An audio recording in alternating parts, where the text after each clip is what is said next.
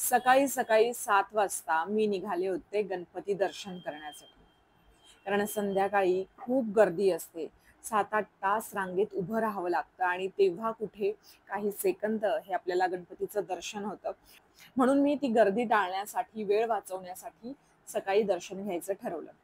झालं असं, मागच्या वर्षी मी लालबागच्या राजाचं दर्शन घ्यायचं म्हणून मी गेले आणि मी मुंबईच्या राजाचं दर्शन घेऊन आले.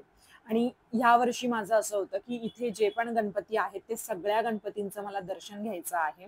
आणि माझा तिथे एक मित्र राहतो. त्याला मी सांगितलं, की "काहीही करून मला इथले सगळे गणपती तू दाखवशील."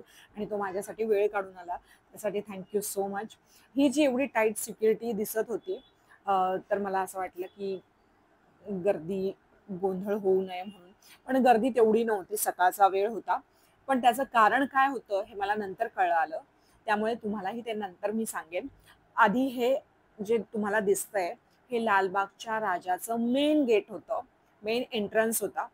इतकं सुंदर असं डेकोरेशन यांनी केलेलं होतं. असे 3 गेट होते.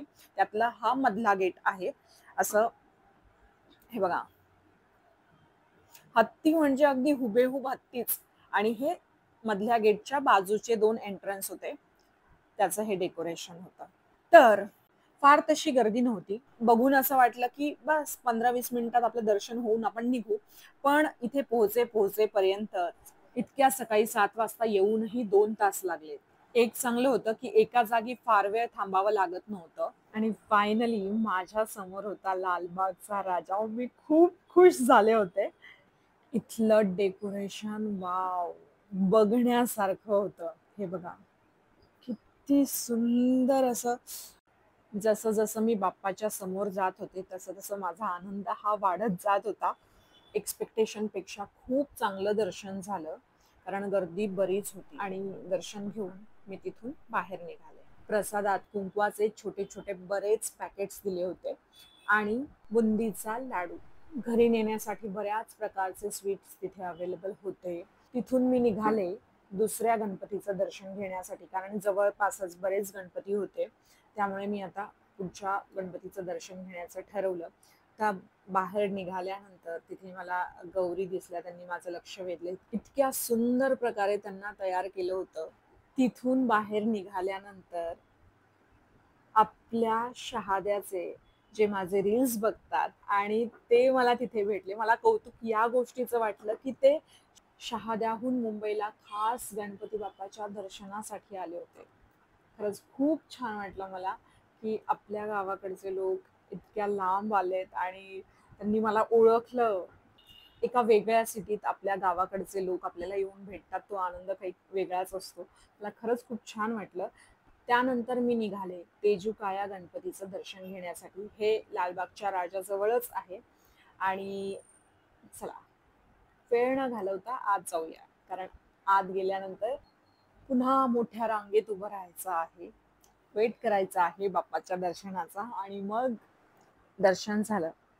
गणपती बरोबरच आजूबाजूला जे त्यांनी दृश्य आपल्या समोर मांडलेलं आहे, ते बघणंही खूप इंटरेस्टिंग असतं. इथे बऱ्यापैकी वेळ मिळाला, त्यामुळे मनातल्या गोष्टी बाप्पापर्यंत पोहोचवणं हे मला शक्य झालं आणि ते काम करून मी निघाले मुंबईच्या राजाचं दर्शन घ्यायला.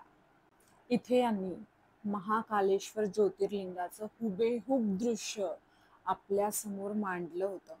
गर्दी तर वाढणारच होती, कारण आत्ता तर दिवसाची सुरुवात झाली होती. तर हा आहे मुंबईचा राजा. म्हणजे या गणपतीचं नाव आहे मुंबईचा राजा. हे बघा डेकोरेशन.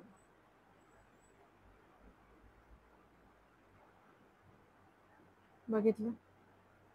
कितीतरी महिने आधी याला सुरुवात होत असेल आणि तेव्हा कुठे इतकं सुंदर सुरेख दृश्य आपल्याला बघायला मिळतं. दर्शन झाल्यानंतर मी तिथून निघाले आणि मला हे बघून लहानपणीची आठवण आली, कारण आमच्या शाळेच्या बाहेर हे खूप विकायला ठेवलेलं असायचं.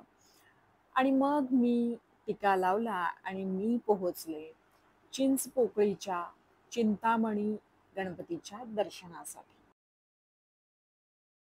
हे डेकोरेशन एक्झॅक्ट काय आहे हे जर तुमच्या लक्षात आलं असेल तर मला कॉमेंट करून सांगा, की हे काय आहे. चिंतामणी गणपतीचं दर्शन हे थोडं लांबून घ्यावं लागलं. आणि त्यानंतर मी निघाले पुढच्या गणपतीचं दर्शन घेण्यासाठी. पण रस्त्यात पोलीस येत होते आणि ते प्रत्येकाला थांबवून साईडला सरकवत होते. रस्ता एकदम रिकामा करत होते आणि मला खूप क्युरिओसिटी होती की एक्झॅक्ट काय झालंय, काय होणार आहे हे बघण्याची.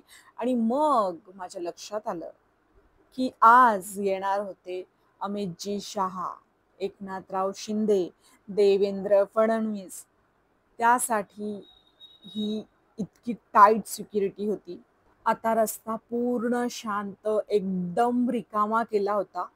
कारण आता लालबागच्या राजाचं दर्शन घेण्यासाठी ते येत होते आणि त्यांच्या गाड्या, त्यांच्या सिक्युरिटी ज्या त्यांच्या मागे पुढे असतात, त्या येणं एक एक करून सुरू झालं.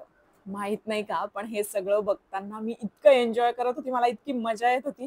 एकामागे एक अशा गाड्या येत होत्या आणि माझ्या कानात एकच म्युझिक वाजत होतं.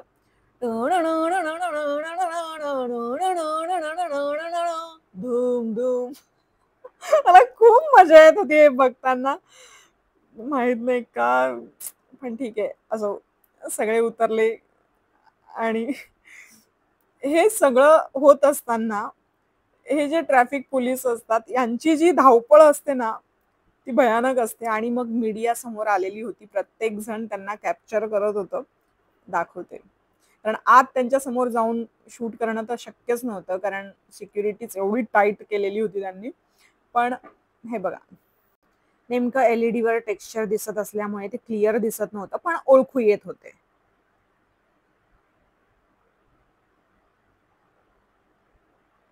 त्यानंतर मला जायचं होतं परळच्या राजाचं दर्शन घेण्यासाठी आणि ते थोडं लांब असल्यामुळे मी माझी गाडी काढली आणि तिथे पोहोचले. इथला चिखल बघून मला अंदाज आला होता की इथे जोरदार पाऊस झालेला आहे, त्यामुळे आत फारशी गर्दी नसावी. लहान मुलांना इथे खूप आवडेल, ते खूप एन्जॉय करतील असं सगळं इथे अगदी त्यांनी जत्राच भरवली होती असं म्हणू शकतो आपण. आणि हे बघून तर मला सारंगखेड्याची जत्राच आठवली. आत अजिबातच गर्दी नव्हती, त्यामुळे आल्या आल्या बाप्पाचं दर्शन झालं आणि इतका भव्य, इतका जवळून असा मला हा परळचा राजा बघायला मिळाला. कारण आतापर्यंत जे आपण बाप्पाचं दर्शन करायला मिळालं तिथे खूप गर्दी होती, लांबनं दर्शन घ्यावं लागलं आणि काही सेकंदातच दर्शन घेऊन निघावं लागलं. पण इथे मनसोक्त हवा तेवढा वेळ तुम्ही थांबू शकत होते. इतकं छान वाटलं दर्शन घेऊन. अगदी निवांत हवा तेवढा वेळ तुम्ही बाप्पासमोर थांबू शकत होते, गप्पा मारू शकत होते. मनसोक्त दर्शन घेता आलं. त्यामुळे खूप मजा आली आणि दर्शन घेऊन झाल्यानंतर मी निघाले घरी जाण्यासाठी.